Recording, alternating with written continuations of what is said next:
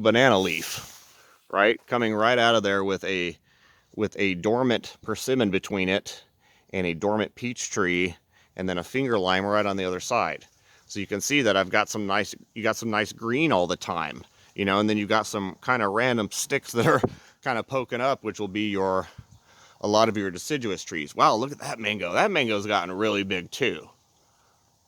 These are like shade trees now, which is kind of incredible because I haven't been growing them for that long. That's probably the oldest one.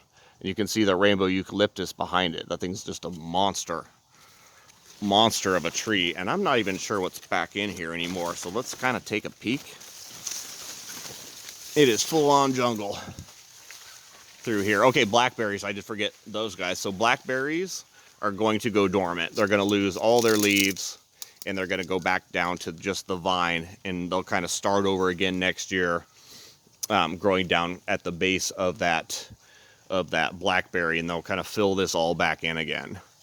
The mangoes, man, the mangoes just look great. This has become a mango forest because all the ones that fell and sprouted on their own have all gotten pretty good size now. So it's a little bit harder to walk through here with all the baby plants and not crush them. I mean, look at all these mangoes. This one is already up to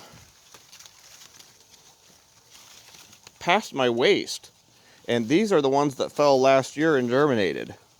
So these will definitely be grafted onto. I just didn't think they were going to make it so well back in here. Man, you just got all kinds of little seedling mango trees. Man, there's a bunch in here. A bunch of these guys. I literally have a mango forest. Like literally everywhere a mango falls and I miss it, then I get a nice mango tree right there, which I can either dig up and put into a pot, or I can graft onto it right where it is. Man, those cute little guys. Oh, there's some fruit. So the chiku, like I was saying, he fruits in well, it kind of fruits all year long, but he fruits in the fall for sure. And so you don't want to cover these guys up too much or you won't get any fruit. Little guys, they're so cute when they're forming. So all the sapotes pretty much follow the same rules. You've got the chiku sapote, you've got the white sapote, which I guess I missed that one. Let me see if I can get over to find that one. So the chiku sapote, the black sapote, which is that chocolate pudding fruit, and then the white sapote. And I'm going to duck through here real quick, and I'm going to make a sideline by this lychee, because this lychee is beautiful too. And especially after this last summer, I thought this thing would just get torched, but this lychee is getting pretty big. Like really wide. And just growing out through this whole little area. See if I can get a better shot here. Really pretty. Really beautiful plants. So lychees, if they're a smaller plant, you want to cold protect them. If they're a little bit larger, they're okay with it out here. In fact, they're growing and kind of actively doing their thing, and they're going to be blooming here real soon. So lychees and longans are pretty much, let's call them the same as far as winter protection goes. Nice big ice cream bean back here. Look at the trunk on that thing.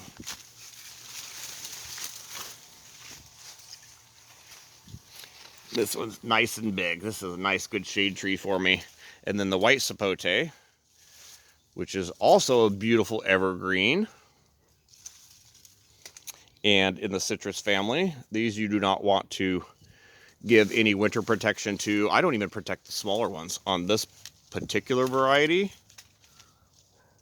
And they need lots of sun, so it's pretty awesome plant in the fact that it made it through all summer out here just looking gorgeous. And then I don't have to do anything in the wintertime. And then they provide a fruit that tastes like custard. Big guy, man, he's gotten big. This one's gotten big. This sapote's gotten gotten quite large. In fact, he's growing way up into the ice cream bean. Wow. All right. Generally, everything looks pretty good. There's going to be a lot of like little side plants and some things I've probably missed. You know, like Jaboticaba. Jaboticaba, they look sort of terrible in the winter. They're going to look sort of beat up like this one. I've got another one over here in the ground that probably looks a lot better. So yeah, it does look substantially better in the ground, but it's still going to give you sort of that let's call it semi-dormant look, where some of the older leaves need to fall off, and then it's got some of its new growth actually coming on right now. So they do a lot better in the ground than they do in pots, obviously. But there's a lot of these kind of weird ones, which I'm not going to include, because not a lot of people have them. So if you have any questions, you can always add them down in the comments about any particular plant you're wondering what the cold hardiness of it is. But generally speaking, I think I've covered most of them. So your apples, your pears, your mulberries, your figs, your pomegranates, you don't have to worry about any of those. They go dormant. They're going to need the cold. Olives, they're going to stay green. Citrus is going to stay green. You don't have to worry about those. The cold doesn't generally hurt them. The stone fruits, all your peaches, your apricots, your plums, your cherries, your apriums, your pluots, those are all going to go dormant in the wintertime. They are going to go to sticks, and you don't have to worry about them. You just don't want to put them in a place that's too sunny, or you're going to get a little bit of that reverse chill hour action going on, and you really don't want that happening either. You know what? This is weird. This is strange. So it is January, and these buds are swelling. I don't know if you guys can see that. You probably can't real well, because I can barely see them, but those are swelling. And you know what? I just noticed on this mulberry behind me, those buds are swelling too. And those are definitely going to open up real soon here. So that's strange. We're definitely off season because we didn't get any monsoon and we didn't get any cool down to kind of signal these plants that what season it was. So that is, I'm going to just go ahead and tell you that's strange to see these waking up and starting to bloom this early. Wow, sorry, that threw me off a little bit. Gonna get fruit early. Gonna get fruit real early this year. So yeah, I think that pretty much covers it, guys. You don't have to worry about too much of the plants, actually. It's really only the tropicals, and it's not even all of your evergreens, although tropicals are an evergreen. It's basically like, let's call it your five tropicals that you need to worry about would be, say a mango, a starfruit, a Barbados cherry, a guava, a banana. And those five are going to be, generally speaking, the five tropicals that most of you are going to have here in the valley. When it gets into the odds and ends, like I said, the sapotes and whatnot, they kind of follow a little bit different rules, but generally speaking, we can grow everything, guys. And that's the beauty of this, is that it gets cold enough to signal plants to completely defoliate, like this pomegranate here.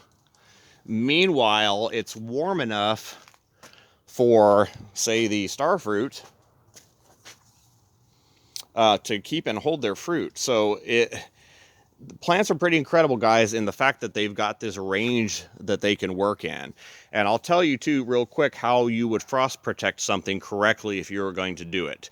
So this is where everybody gets it wrong, and this is why I say, for the most part, don't even bother, because if you frost protect them incorrectly, then you're going to end up doing more damage to the plant than you would have if you had just left it alone and been out in the air, okay? So what is the most important thing to do, or how do we frost protect a plant, say a tropical tree, right? Well, I kind of told you on the bananas, they sort of self-protect themselves, but most people are going to have already cut all those leaves off already, okay? So now you have to almost do something a little bit different.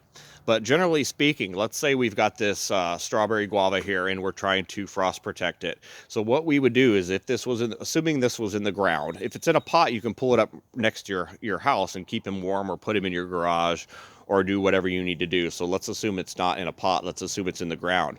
So what you would need to do is you need to find the drip line around that tree. You need to find its biggest circumference.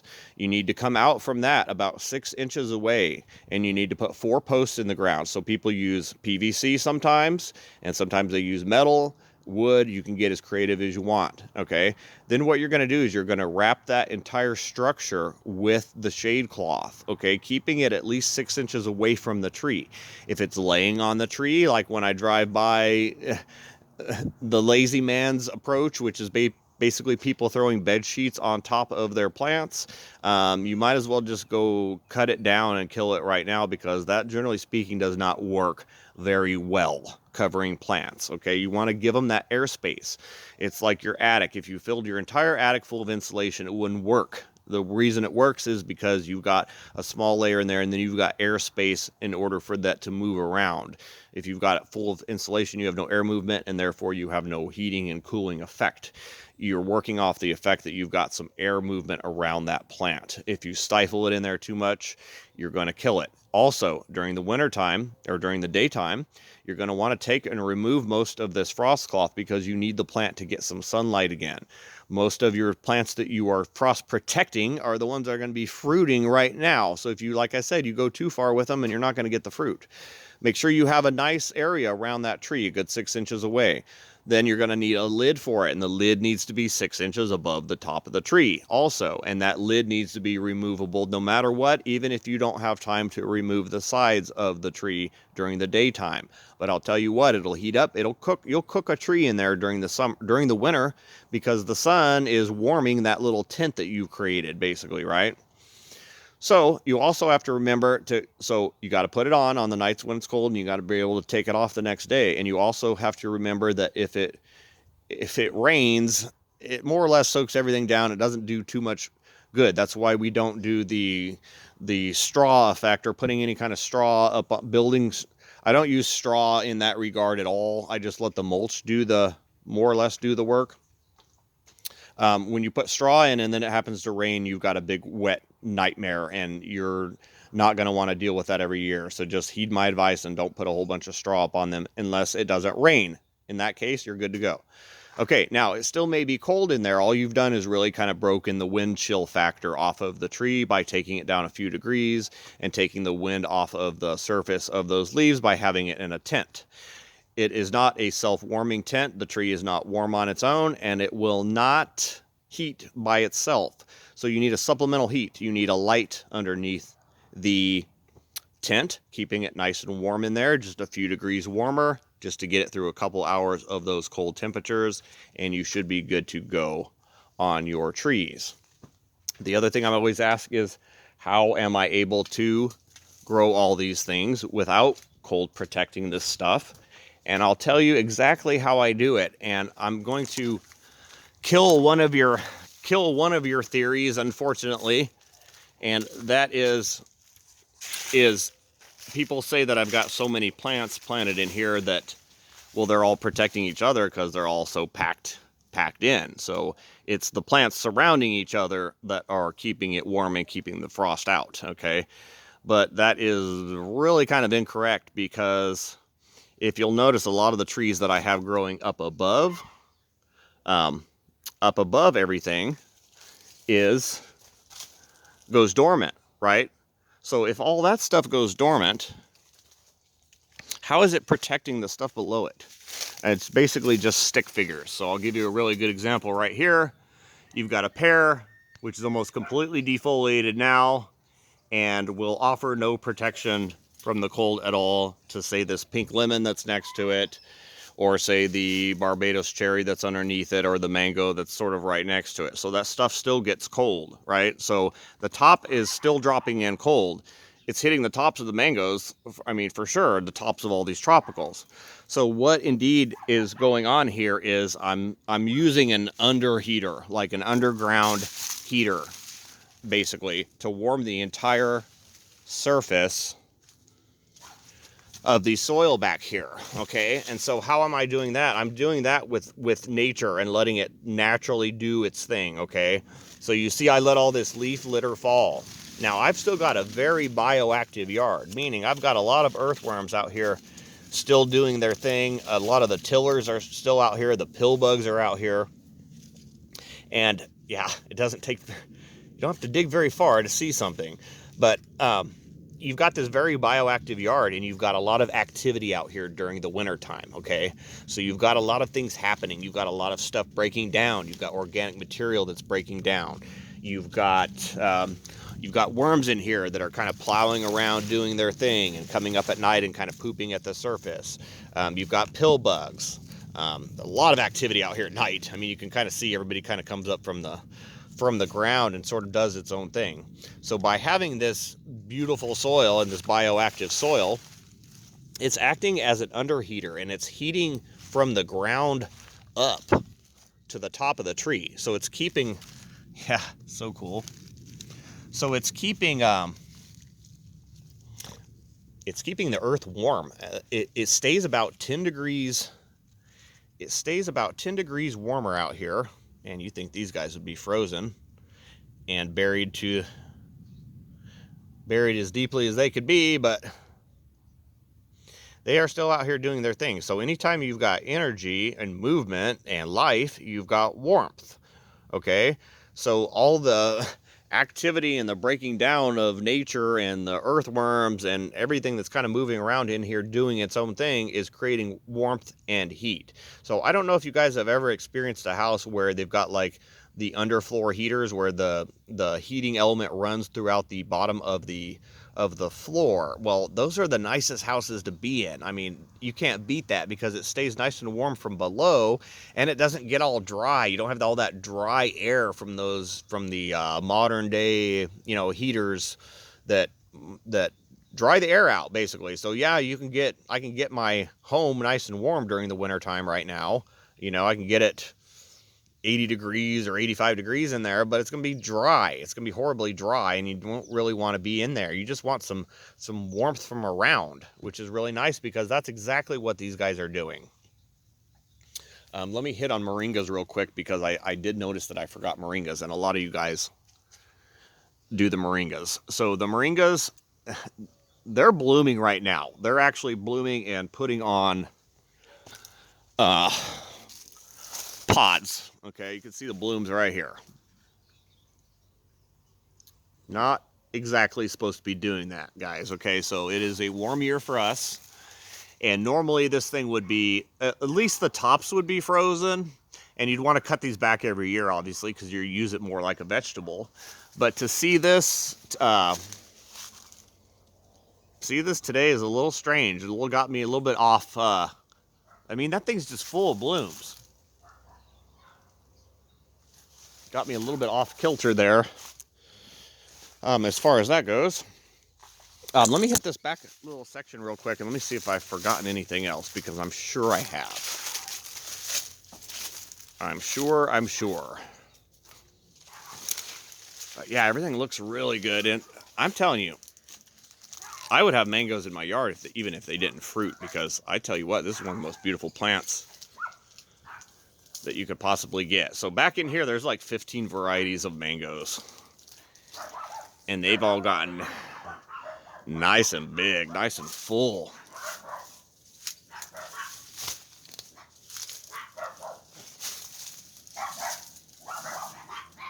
Man, look at these.